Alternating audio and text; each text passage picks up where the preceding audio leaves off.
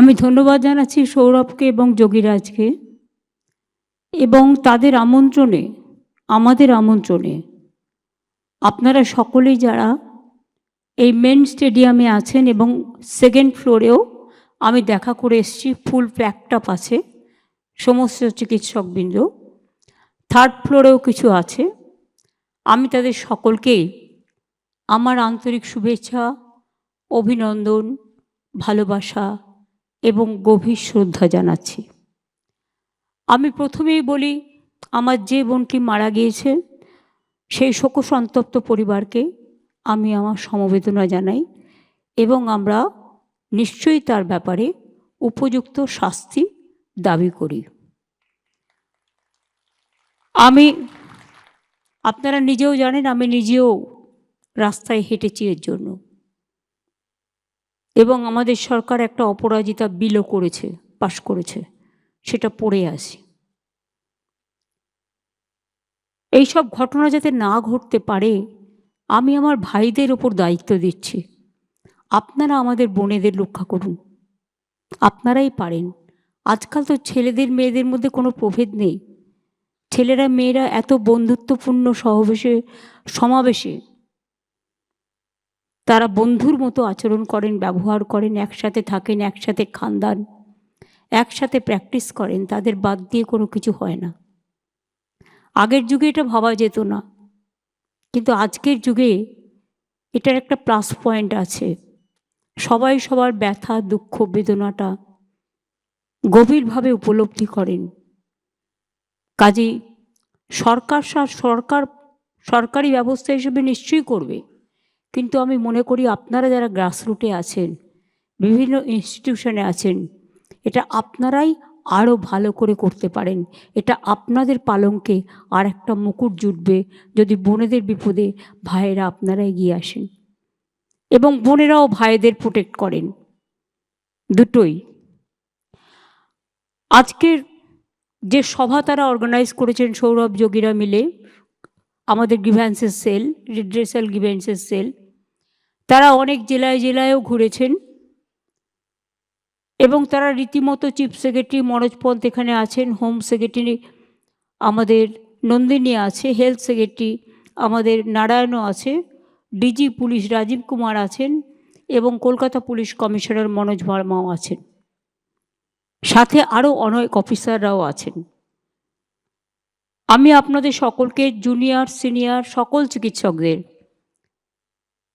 আমি আপনাদের সরকারি বেসরকারি যারা উপস্থিত হয়েছেন আপনাদের সকলকে অনেক অভিনন্দন জানাচ্ছি। স্বাস্থ্যের আর এক নাম সেবা, তার কারণ যখন মানুষ বিপদে পড়ে তখন আপনাদের কাছেই ছুটে যান, আর্তনাদ করেন, পরিবার পরিজন অপেক্ষা করেন। আপনাদের একটু ভালোবাসার ছোঁয়া পেলে তারা অনেকটাই নিজেদের ধন্য মনে করে। হয়তো সব কেস বাঁচানো সম্ভব নয়, কিন্তু যদি একটু ভালো ব্যবহার পায়, একটু ভালো চিকিৎসা পায়, অন্তত দেখে চিকিৎসকরা চেষ্টা করেছেন, তাতেই তারা কিন্তু অনেকটা খুশি হয়ে যান। আর একজন চিকিৎসক যখন একজন রোগীকে সেবা করে ভালো করে দেয়, সে যখন বাড়িতে ফিরে যায় সে নিজেকে খুব গর্ব অনুভব করে এবং তার পরিবার তাদের অনেক আশীর্বাদ দেয়, সমাজও দেয়। আমি মনে করি মানুষের কাছে আপনাদের জীবনের প্রভাব অত্যন্ত গরিব। I salute to all of you and your family members and your fraternity. আমার মনে হয় চিকিৎসক মানে সেবা, নিষ্ঠা, জ্ঞান, দক্ষতা, উদারতা, মানবতা, সংবেদনশীলতা, সমবেদনা এবং ধৈর্য। আজকের দিনে অনেক সোশ্যাল নেটওয়ার্কে হাজারটা ভালো কাজ করুন, বেরোবে না। একটা খারাপ কাজ হলে সেটা নিয়ে এমনভাবে সেটাকে প্রচার করা হয় যেন স্বাস্থ্য সমাজে কেউই কাজ করছে না, কোনো চিকিৎসকের পরিষেবা দিচ্ছে না, এইরকম একটা ব্যাপারও করে ফেলা হয়। এটা ঠিক নয়। আমি বামফ্রন্ট সরকারের আমলে দেখেছি তারা চিকিৎসা ব্যবস্থাটাকে অবহেলা করতেন, আমি কেন বলছি তার প্রমাণ হচ্ছে, একজন রাজ্যমন্ত্রী স্বাস্থ্য দপ্তর চালাতেন, তার কিছুই করার ছিল না, কোনো রকম চলতো টিমটিমিয়ে স্বাস্থ্য ব্যবস্থা।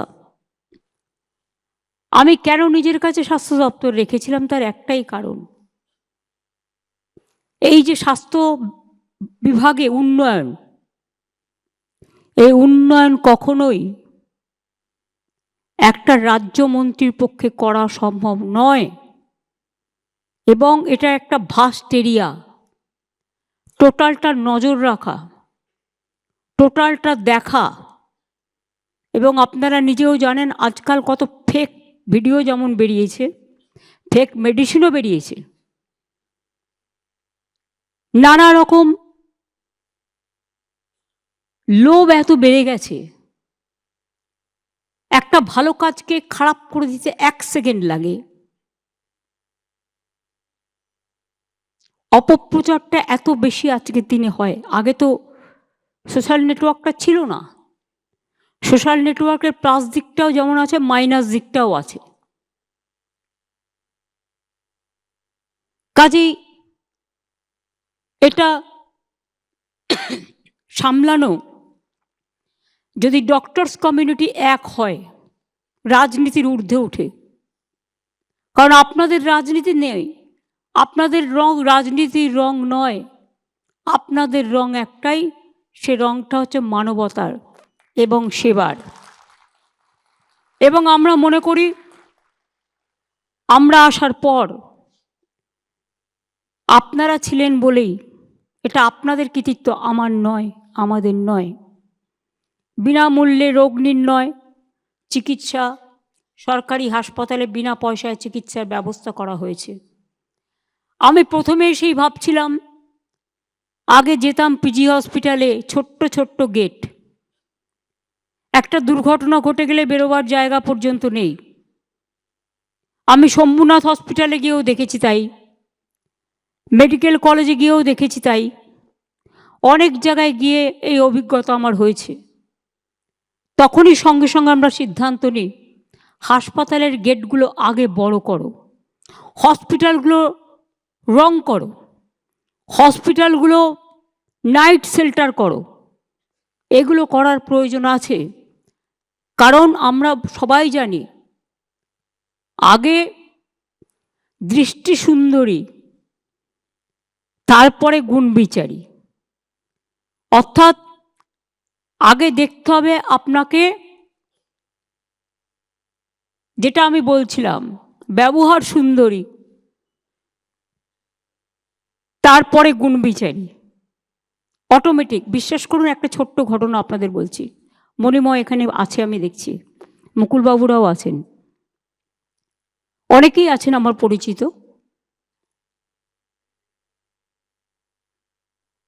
প্রতুলদা যখন অসুস্থ ছিলেন কদিন আগে, সিনিয়র ডাক্তাররাও আছেন যারা তার ট্রিটমেন্ট করেছেন, তারা তাদের সাধ্যমতো চেষ্টা করেছেন। তিনি 2 দিন রেসপন্ড করছিলেন না, কারোর সাথে কথা বলেননি। আমি জেনারেলি আইসিইউ আইটিইউগুলো অ্যাভয়েড করি, কারণ ওই অবস্থায় দেখতে আমার ভালো লাগে না। আমি মৃতদেহের কাছে কম যাই, কারণ আমি মনে করি আমার জীবন্ত মুখটাই বেঁচে থাকুক, মৃত্যুর মুখটা নয়। কিন্তু এসব শুনে আমার হঠাৎ মনে হলো একবার চেষ্টা করে দেখি না, যদি রেসপন্ড করে একবার। আমি গেলাম, আমার সাথে মনে ছিল, আমার সাথে বিশ্ব ছিল, একজন সাংবাদিক, অন্যান্য সিনিয়র ডাক্তাররা যারা এখানে বসে আছেন সবাই ছিলেন। আমি গিয়ে প্রতুলদাকে ডাকলাম, ডেকে বললাম, প্রতুলদা, ও প্রতুলদা, আমি মমতা। বিশ্বাস করুন, যে লোকটা 2 দিন রেসপন্ড করেনি, ওই যে বলেন অনেক সময় সাইকোলজিক্যাল ট্রিটমেন্ট তাকে অনেক সময় ফিরিয়ে আনে। চোখ খুললেন, চোখ দুটো জলে ভরে গেল। আমি ওনার আঙুলগুলো টিপে দিচ্ছিলাম, হঠাৎ পালসটা ড্রপ করে গেল 95 থেকে 93-এ। তখন ডাক্তাররা বললেন স্ট্রেস হচ্ছে, ওই যে রেসপন্ডটা করেছে ফলে ওনার হৃদয়ে একটা ব্যথা হচ্ছে, চোখ দিয়ে জল বেরিয়ে গেছে। আইলাম, পুতুলদা আপনাকে আমি বাংলার গান গাইতে হবে, আপনি চলে গেলে কে গাইবে? বিশ্বাস করুন, দুটো হাত তুলে, জানি না উনি আশীর্বাদ করলেন কি না, ইশারায় বললেন আর গাইতে পারবেন না। তখনই আমি বুঝে গিয়েছিলাম যে পুতুলদা হয়তো আর পাচ্ছে না সহ্য করতে কষ্ট। উনি একটি দুরারোগ্য ব্যাধিতে আক্রান্ত হয়েছিলেন শেষের দিকে, এবং কোনো উপায় ছিল না অপারেশন না করে। এর আগেও 3-4 বার তাকে ভালো করে নিয়ে আসা হয়েছিল। কাজেই এই একটি ছোট্ট ঘটনা আমার মনে রেখাপাত করেছিল যে দেখুন, অনেক সময় বলে না যে মানুষ মরে গেলেও, আমি জানি না, এই মরণের পারে একটা বইটা পড়েছিলাম, বই থেকে জেনেছি, ব্যাখ্যা দেওয়ার মতো জায়গা আমার নেই, কারণ আমি এটা নিয়ে রিসার্চ করিনি, আমি জাস্ট একটা বইয়ের কথা বলছি। বলছে আত্মা মারা গেলেও, একটা মানুষ মারা গেলেও তার মধ্যে কিন্তু একটা বোধ থাকে। তার বাড়ির লোকেরা যখন কাঁদে, আত্মীয়রা কাঁদে, তার মনে দুঃখ আসে, কিন্তু বলে কেঁদো না কেঁদো না, তার প্রাণটা কিন্তু থাকে অনেকক্ষণ। এগুলো হয়তো সবই রিসার্চের ব্যাপার, আমার বলার কিছু নেই, কিন্তু আমি বলছি এটা একটা মানবিকতার দিক থেকে। আমাদের রোগীর সংখ্যা অনেক বেড়ে গেছে, আমরা অনেকগুলো যুগান্তকারী সিদ্ধান্ত আপনাদের সাহায্যে নিয়েছি। স্বাস্থ্য ইঙ্গিত অর্থাৎ টেলিমেডিসিন, প্রতিদিন গড়ে ৭৫,০০০ লোককে আপনারা চিকিৎসকরা টেলিমেডিসিনের মাধ্যমে তাদের গাইড করেন। আমরা জানি অনেক ছোটোখাটো অসুখ আছে যেগুলো একটু গাইড করলে প্রাইমারি কাজটা হয়ে যায়, এবং এখনো পর্যন্ত, এটা আমরা শুরু করেছি জাস্ট 1 বছর 1.5 বছর হলো, 4,82,00,000 লোককে টেলিমেডিসিনের মাধ্যমে আপনারা সেবা দিয়েছেন। এটা বড় কাজ, বিশ্বাস করুন। আমিও বাড়িতে যেটা করি, আমরা ছোটোখাটো ব্যাপারে হট করে ডাক্তারের কাছে যাই না, এতে হয়তো অনেক সময় খারাপও হয়ে যায়, কিন্তু আজকাল জেনারেল নলেজে চট করে একটা কিছু হলে লোকে চেষ্টা করে তার বাড়িতেই ট্রিটমেন্টটা করে নেওয়ার, ছোটোখাটো ট্রিটমেন্ট যেটা পারা যায়। স্বাস্থ্যসাথীর সাফল্যেও আপনাদের বিরাট অবদান আছে, আপনাদের অনেক অভিনন্দন জানাই। প্রায় 9 কোটি মানুষের পরিষেবায় এসছেন। তাছাড়াও বেসরকারি হাসপাতালেও অনেক হাসপাতালে স্বাস্থ্যসেবার সুযোগ আছে। আমাদের আমলে দেশের সেরা পাবলিক ইনফ্রাস্ট্রাকচার হেলথের এখন বাংলায়। সরকারি বেসরকারি মিলিয়ে প্রায় 38টি মেডিকেল কলেজ, 42টি সুপার স্পেশালিটি হসপিটাল। আমি আসার পরেই এটা প্ল্যান করেছিলাম। 13,500টির বেশি সুস্বাস্থ্য কেন্দ্র হয়েছে, আরও আগামী দিন 12,000 হবে। 71টি এসএনসিইউ, যেটা মাত্র 6টা ছিল আমরা যখন এসেছিলাম। 286টি এসএনএসইউ, এটা সবটাই নতুন করে করা হয়েছে। 76টি সিসিইউ, গ্রামে আগে জেলায় জেলায় এসডি মানে সাব ডিভিশনে বা ডিস্ট্রিক্ট হসপিটালে ছিল না। 286টি, এই 76টি সিসিইউ, 3টি এইচডিইউ, 14টি মাদার অ্যান্ড চাইল্ড হাব, 13টি mother and waiting hut, cord blood bank, human milk bank, সবগুলোই করা হয়েছে। এবং সরকারি হাসপাতালে প্রায় 40,000 বেড ইতিমধ্যেই বেড়েছে, কিন্তু আরও প্রয়োজন হয়। যখন কোভিড হয়েছে, সরকারের সাথে সাথে বেসরকারি হাসপাতালগুলোও আমাদের সাহায্য করেছে, কিন্তু সেই সময়কার ডাক্তারদের যে অবদান, সিস্টারদের যে অবদান, আমরা সেটা কখনো অস্বীকার করতে পারিনি। এবং আপনারা জানেন, আপনাদের সাথে কাঁধে কাঁধ মিলিয়ে কোভিডে প্রতিটি দিন আমি রাস্তায় বেরোতাম।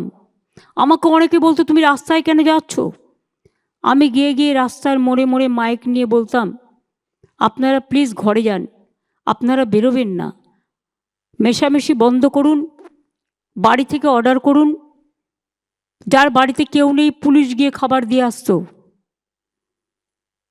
অনেক চিকিৎসক সেই সময় মারা গেছেন, অনেক পুলিশ কর্মী মারা গেছেন, অনেক সরকারি কর্মী মারা গেছেন। আমার নিজের ভাইও মারা গেছে কোভিডে। আমার নিজের একজন বিশ্বস্ত সৈনিক আমার অফিসে চাকরি কাজ করতেন দীর্ঘদিন, 40 বছর, তিনিও মারা গেছেন। কাজে কোভিড কিন্তু আমাদের সব পরিবারকে আক্রান্ত করে গেছে, সে দুঃখ আমরা ভুলতে পারি না। আমাদের আমলে নতুন করে, আপনারা জানেন তো, ডাক্তারের কোটা না দিলে আমরা করতে পারি না। প্রাইভেট হসপিটালগুলো সেজন্য বাড়ানো হয়েছে। 14,000 সরকারি ডাক্তার আমরা নতুন করে বাড়িয়েছি। 25,000-এর বেশি নার্স বাড়ানো হয়েছে। প্যারামেডিক্যাল স্টাফও 5,000 নিয়োগ করেছে। আরও ডাক্তার নার্স থাকলে হয়তো ভালো হতো। এই ইনফ্রাস্ট্রাকচারের ফলে রোগীর সংখ্যাও বেড়ে গেছে। শুধু আমাদের বাংলার নয়, আশেপাশের রাজ্যের এবং নর্থ ইস্টার্ন স্টেটেরও অনেক পেশেন্ট আমাদের এখানে সেবা করতে আসে। এটা একটা বিরাট প্রেশার। আমরা জেলা হসপিটালগুলোকে কেন বলি যে হঠাৎ করে রেফারেল করবেন না? কারণ যেটা প্রয়োজন সেটা করুন। কারণ কলকাতায় সামলানোটা ভীষণ হেডেক হয়ে যায়। এবং আমি এখনও বলছি যে আগের আমলে ডাক্তারি বা নার্সিংয়ের সিট এত কম ছিল যে নিয়োগ করার মতো কাউকে পাওয়া মুশকিল। আমরা রাজ্যে MBBS-এর সিট বেড়েছে আমাদের প্রায় 4,345টি, নার্সিং সিট বেড়েছে 26,000। এবং পুরো ওয়ার্কফোর্সের প্রেশারটা আপনাদের সামলাতে হচ্ছে, যেহেতু রিক্রুটমেন্টটা থমকে আছে। আরও অনেক রিক্রুটমেন্ট হচ্ছে, অনেকগুলো নার্সিং স্কুল হয়েছে, নার্সিং সেন্টার হয়েছে। রিক্রুটমেন্টটা থমকে আছে কেন? ওবিসি রিজার্ভেশন নিয়ে একটা কোর্টে কেস করেছে। কিছু দুষ্টু লোক আছে যারা কাজের কাজ করে না, অকাজের কাজ করে।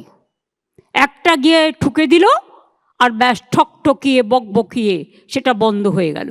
এটা বোঝবার ক্ষমতা নেই যেটা করার ফলে আমার রিক্রুটমেন্ট কয়েক লক্ষ ছেলে মেয়ের আটকে আছে। একদিকে ডাক্তারিতে, একদিকে নার্সে, একদিকে টিচারে, একদিকে সরকারি কাজে, সরকারি চাকরির অনেক জায়গায় আটকে আছে। আমরা চেষ্টা করছি এই কেসটা ক্লিয়ার করার জন্য। কোর্টে কেস আছে।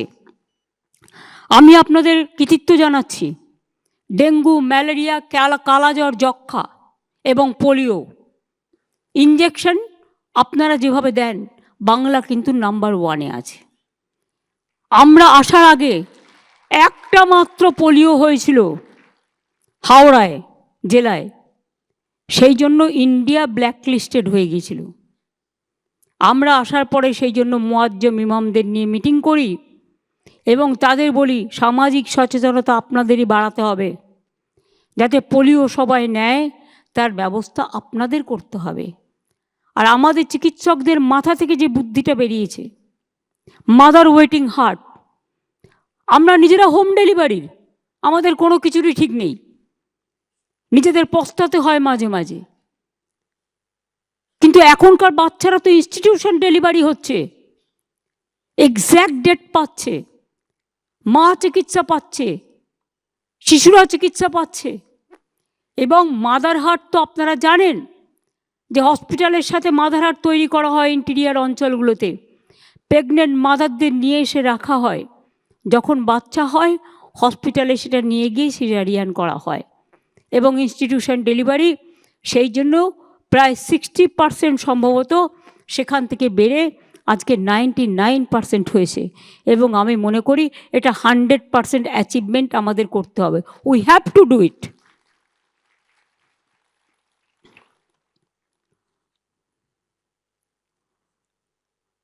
এবং আপনারা এত ভালো কাজ করেন বলেই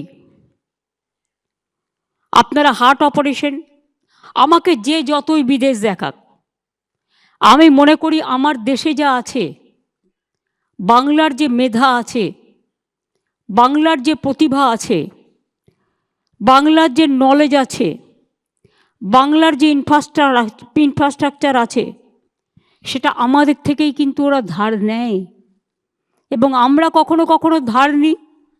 ভালো কাজ সবসময় ধার নেওয়া উচিত, কিন্তু এটা ঠিক যে এমনি দয়া করে কেউ কাউকে নেয় না।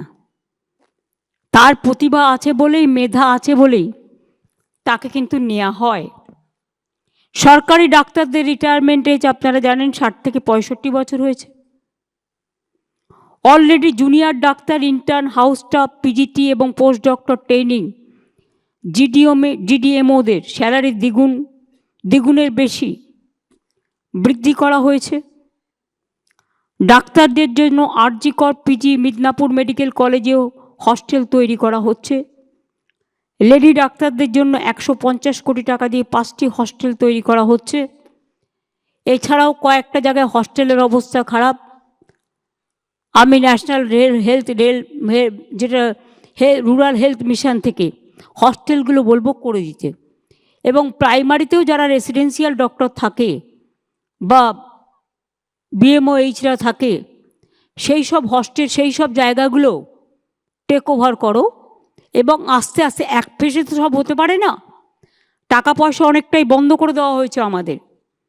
1,75,000 কোটি টাকার উপর আমরা পাই আমাদের পাওনা টাকা, আর আমরা নতুন করে ট্যাক্স তুলতে পারি না, কারণ এখন একটাই ট্যাক্স, জিএসটি ট্যাক্স।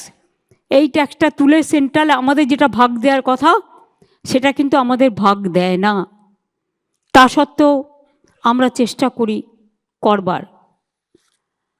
আমাকে গ্রিভ্যান্সেস সেল কয়েকটা সাজেশন দিয়েছেন।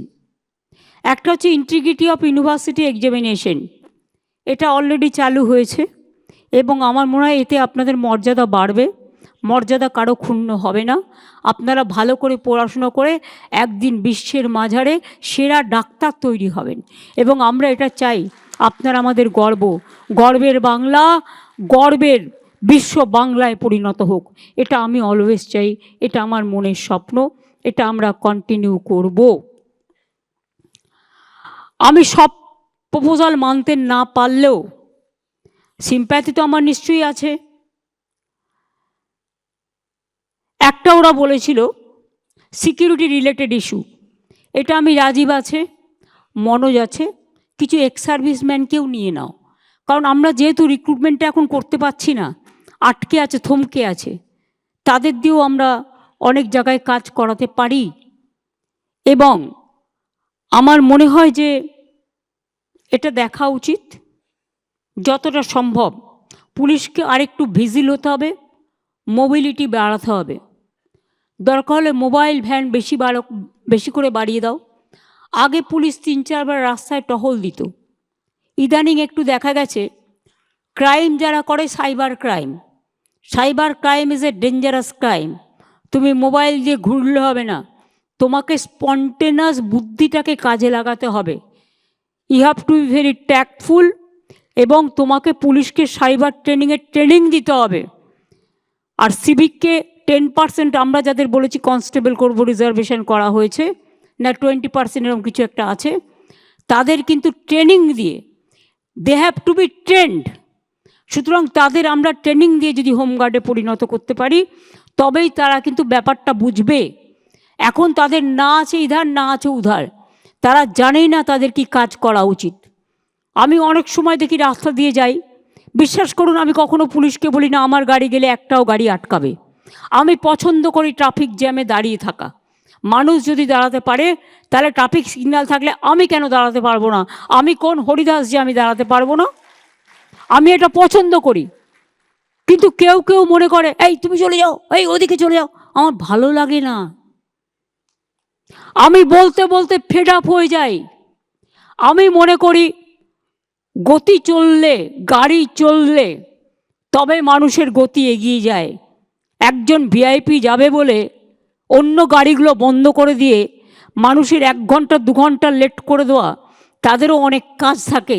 মনে রাখবে আমরা গ্রিন করিডর করার প্রয়োজন পড়ে না যদি আমরা ঠিকমতো এটা করি।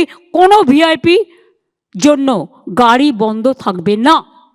অনলি একটা আমার মনে হয় যেটা ক্রসিংগুলো আছে ধরুন একটা গাড়ি যাচ্ছে ইম্পর্টেন্ট, দুটো ক্রসিং, ওই ক্রসিং দিয়ে ঢুকে যাতে অ্যাক্সিডেন্ট করে দিতে না পারে। আজকালকার দিনে অ্যাক্সিডেন্টটাও বেড়ে গেছে, সেই জন্য সঠিক পদক্ষেপ নেওয়ার প্রয়োজন আছে। সেফ ড্রাইভ সেফ লাইফটা ভালো করে করতে হবে। এবং ওই গলির কর্নারগুলোতে ওয়াচ টাওয়ার লাগাও। দরকার হলে এমপিদের বলো, এমএলএদের বলো, এমপি ল্যাডের টাকা দেবে, এমএলএ ল্যাডের টাকা দেবে, তাদেরও তো একটা সামাজিক কন্ট্রিবিউশনের ব্যাপার আছে। আমি নিজে এটা করি, আপনারা বিশ্বাস করবেন না। এই যে মিউজিকে গান হয় টপিক স্ট্যান্ডে, এই যে বাস স্ট্যান্ডগুলো তৈরি করে দেওয়া, এই যে স্কুলের সামনে ছেলে মেয়েদের বসা, এই যে কেওড়াতলা শ্মশান থেকে শুরু করে জল সৌন্দর্য তৈরি করা, এগুলো আমি এমপি ল্যাড থেকে প্রথম করেছিলাম, তারপরে গভর্নমেন্ট এখন এটা করে। কিছু কিছু জিনিস আমাদের ভাবতে হবে। একটা তারা দিয়েছে sports and cultural event. Of course আপনাদের মানসিক বিকাশের প্রয়োজন আছে, শান্তির, মনটাকে এনজয় করা। আপনার এন্টারটেনমেন্ট জগতে যেতে পারেন না, কারণ আপনাদের সময়টা চলে যায় চিকিৎসা করতে, কিন্তু আপনাদের মধ্যেও খেলাধুলা করতে ভালোবাসেন, আপনারাও সাংস্কৃতিক চর্চা করতে ভালোবাসেন। পিজিতে যেমন আমায় বলেছিল, আমি সঙ্গে সঙ্গে একটা মাঠ করে দিয়েছি। আমি নারায়ণকে বলবো 2 কোটি টাকা স্যাংশন করতে প্রত্যেকটা মেডিকেল কলেজ এবং হসপিটাল, যাতে তাদের কালচারাল অ্যাক্টিভিটিস এবং স্পোর্টস করতে পারে এবং তাদের মধ্যে কম্পিটিশান হোক এবং এই কম্পিটিশানে তাদের অ্যাওয়ার্ড দেওয়া হোক। আমি এটা চাই, তারা উঠে আসুক।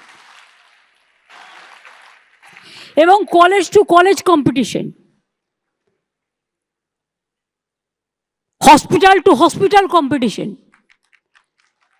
এগুলো ইউথ অ্যান্ড স্পোর্টস ডিপার্টমেন্ট থেকে, এবং জেলায়ও যারা কাজ করে তারাও খুব ইম্পর্টেন্ট। কলকাতা জেলাকে ব্লককে মিলিয়ে দিতে হবে।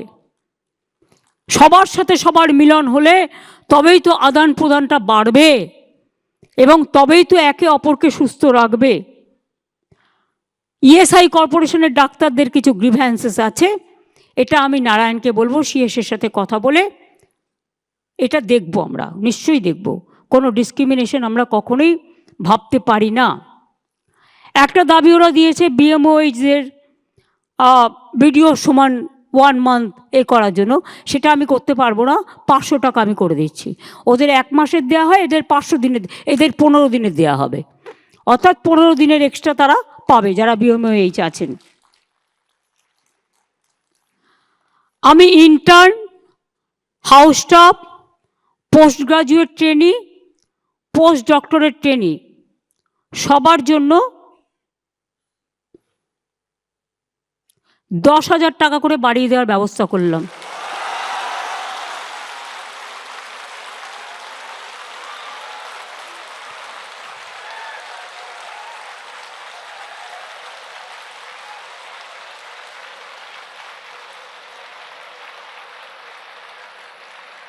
সিনিয়র ডাক্তাররা যেমন চিকিৎসা দেয়, হাতে কলমে শেখান,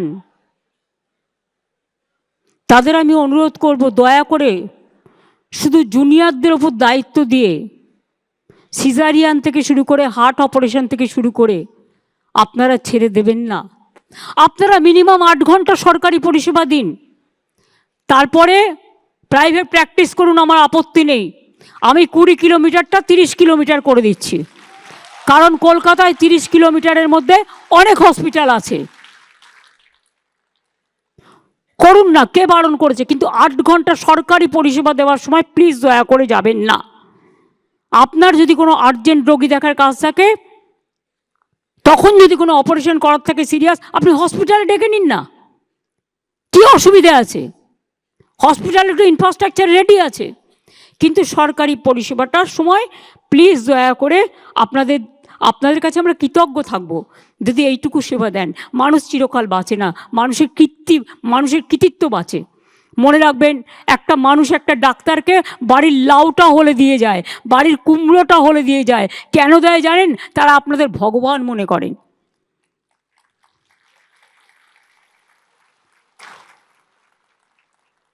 মেদিনীপুরে যে কেসটা হয়েছিল, নিশ্চয়ই নেগলিজেন্স ছিল, সেটা তদন্ত হচ্ছে। তদন্ত রিপোর্ট হাতে নেওয়া পর্যন্ত আমি কিছু বলবো না। জুনিয়র ডাক্তারদের কয়েকজনকে সাসপেন্ড করা হয়েছিল এবং তাদেরও পুলিশ রিপোর্ট নিয়েছে। হয়তো তাদের মধ্যে এটা ঠিক, তারা এখনো পাকাপোক্ত হয়নি, তাদের উপর ছেড়ে দিয়ে যাওয়াটাও ঠিক হয়নি। একতরফাভাবে তারাও সাসপেন্ড হয়েছিলেন, কিন্তু জুনিয়র ডাক্তাররাও একদিন সিনিয়র হবে, তাদের ভবিষ্যতের দিকে তাকিয়ে আমি জুনিয়র ডাক্তারদের সাসপেনশনটা উইথড্র করে নিচ্ছি।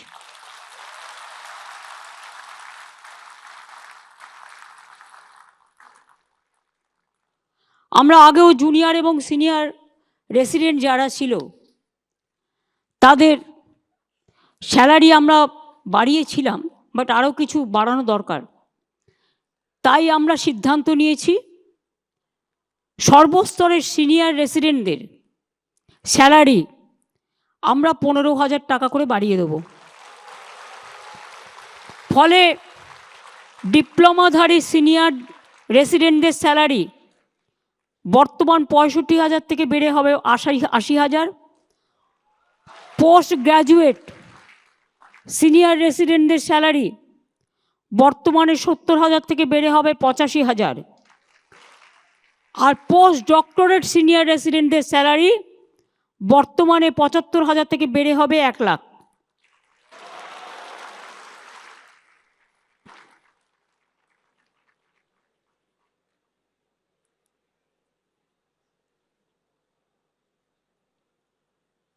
আর intern house staff post graduate training post doctor training সবার জন্য 10,000 টাকা করে বাড়ানো হবে, সেটা তো আমি অলরেডি বলে দিয়েছি।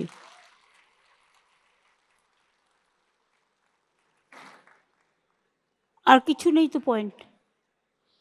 সাইডটা আমরা দেখে নেব।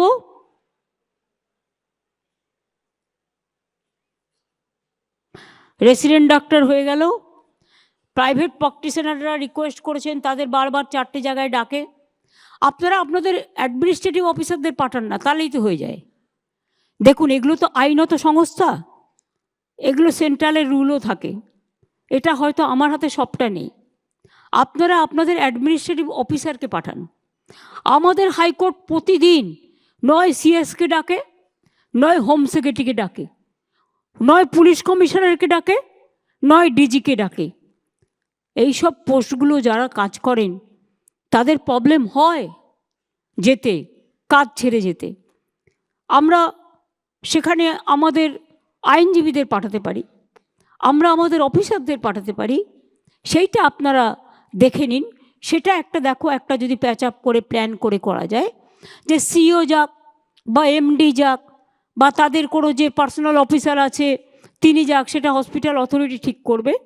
তাতে ডাক্তারদের নিজেদের যদি ওদের কোনো কমপ্লেন থাকে নিশ্চয়ই রাখতে পারে, কিন্তু ডাক্তারদের ডাইরেক্ট ডাকলে যেটা ডাক্তারদের কাজও নষ্ট হয়, সেটা একটু মাথায় রাখতে হবে মানবিকতার স্বার্থে। কাজেই আমার মনে হয় আপনারা ভালো করে কাজ করুন, সুন্দর করে কাজ করুন। আমি এটুকু নিশ্চয়ই বুঝব যে আপনারা ভালো করে কাজ করলে আপনাদের কোনো দিন কোনো অসুবিধা হবে বলে আমি মনে করি না। কারণ আমাদের সরকার রাজনীতির ঊর্ধ্বে উঠে ডাক্তারদের এই পরিষেবাটাকে সম্মান করে এবং শ্রদ্ধা জানায়। আমরা বছরে একটা করে এই ধরনের মিটিং যদি করতে পারি, তাহলে আমরা আরও বেশি করে আপনাদের সাথে কমিউনিকেশনটা বাড়াতে পারি। আপনারা এত সকলে এসছেন জেলা থেকে, ব্লক থেকে, সরকারি হাসপাতাল থেকে, প্রাইভেট হসপিটাল থেকে, নিচে থেকে ওপরে যারা বসে আছেন গ্যালারিতে, এবং তাছাড়াও যারা বসে আছেন আমার 2nd ফ্লোরে বা 3rd ফ্লোরে, আমি সবাইকেই বলি আপনারা এসছেন কষ্ট করে। আপনাদের সকলের কাছে আমাদের অনেক প্রত্যাশা, আপনাদের সকলের কাছে আমাদের অনেক আশা, আপনাদের সকলের কাছে আমাদের অনেক ভালোবাসা। আপনারা আরও বড় হন, আরও সুন্দর হন। আপনাদের অভিনন্দন শুধু জানিয়ে ছোট করব না, আপনাদের পরিবারকেও অভিনন্দন জানাই। বাবা মারা কষ্ট করে একজন ডাক্তার তৈরি করেছেন, কত কষ্ট করে তারা ছেলে মেয়েদের মানুষ করেছেন। আর একটা অনুরোধ করব, দয়া করে বিদেশে চলে যাবেন না। দেখছেন তো কি হচ্ছে, লোহার শেকল আর লোহার বেড়ি, এটা অসম্মানজনক। বাংলায় থাকুন, কোনো অসুবিধে নেই। আপনাদের কোনো অসুবিধে হলে আমাদের জানাবেন, we are always at your service. আমি এটুকু বলে আপনাদের সুস্থ জীবন কামনা করে, ভালো ভবিষ্যৎ কামনা করে আমি সৌরভ যোগী থেকে শুরু করে গ্রিভ্যান্সেস রিড্রেসাল সেলের সকলকে অনেক অনেক ধন্যবাদ এবং অভিনন্দন জানিয়ে আমি আপনাদের বলবো শুভ নন্দন। দোল আসছে, রমজান মাস আসছে, শিবরাত্রি আসছে, আরও অনেক উৎসব আসবে। সব উৎসবই আমাদের সকলের, কিন্তু আপনারা উৎসবে অনেক সময় অংশগ্রহণ করতে পারেন না, কারণ আপনাদের সেবা দিতে হয়। আমারও তাই, আমাকেও পাহারা দিতে হয়। কাজেই যতটুকু পারলাম চেষ্টা করলাম এই সীমিত স্বার্থের মধ্যে। আগামী দিন যদি আবার আমাদের আর্থিক সচ্ছলতা বাড়ে, নিশ্চয়ই বাড়বে একদিন, যেভাবে ট্রেন্ড দেখা যাচ্ছে, Bengal have became the destiny of the industrial investment এবং অ্যাট দ্য ইন্টারন্যাশনাল লেভেল এবং এশিয়া লেভেল। সুতরাং আমি মনে করি যে একদিন না একদিন আপনাদের আরও অনেক বেশি সুফল আপনারা লাভ করবেন। আর প্রিন্সিপাল যারা আছেন, সুপার যারা আছেন, তাদের কাছে আমার রিকোয়েস্ট থাকবে, অলওয়েজ নিজেরা দেখে নেবেন এসি মেশিনটা ঠিকমতো কাজ করছে কিনা, পিডব্লিউডিকে ডেকে নেবেন। কোথাও কোনো নার্সিং হোস্টেলে জল পড়ছে কিনা দেখে নেবেন। কোথাও কোনো অসুবিধা হচ্ছে কিনা মেয়েদের ওয়াশরুম নিয়ে দেখে নেবেন। কোথাও কোনো জায়গায় কোনো রকম প্রবলেম হচ্ছে কিনা, কোনো গ্রিভ্যান্সেস হচ্ছে কিনা। এখন তো সুপারগুলো সুপারদেরই করে দেওয়া হয়েছে, প্রিন্সিপালদেরই করে দেওয়া হয়েছে, chairman of the health recruitment committee. সুতরাং আপনাদের যা গ্রিভ্যান্সেস প্রিন্সিপালদের এসে বলবেন, এবং তাতে যদি কোনো অসুবিধা হয়, সিএস তো আছেনই, আপনারা আপনাদের অভিযোগ আপনারা জানাতে পারেন, নারায়ণকেও জানাতে পারেন এবং সিএসকেও জানাতে পারেন।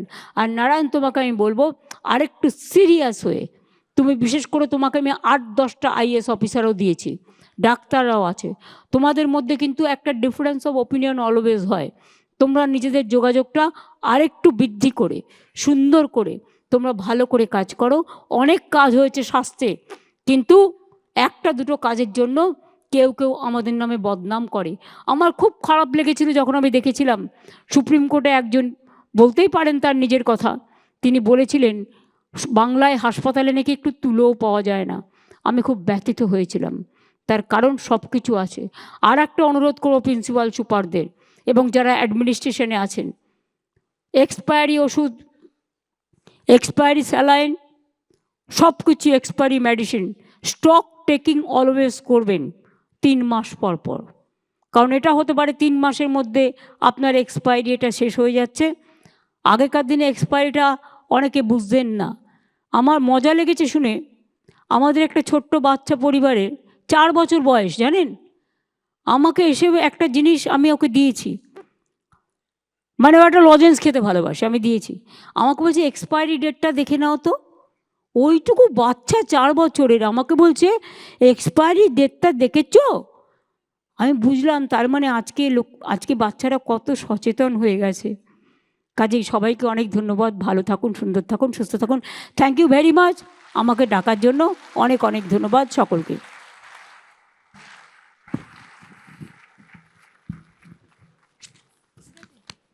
অসংখ্য ধন্যবাদ মাননীয় মুখ্যমন্ত্রী আপনাকে।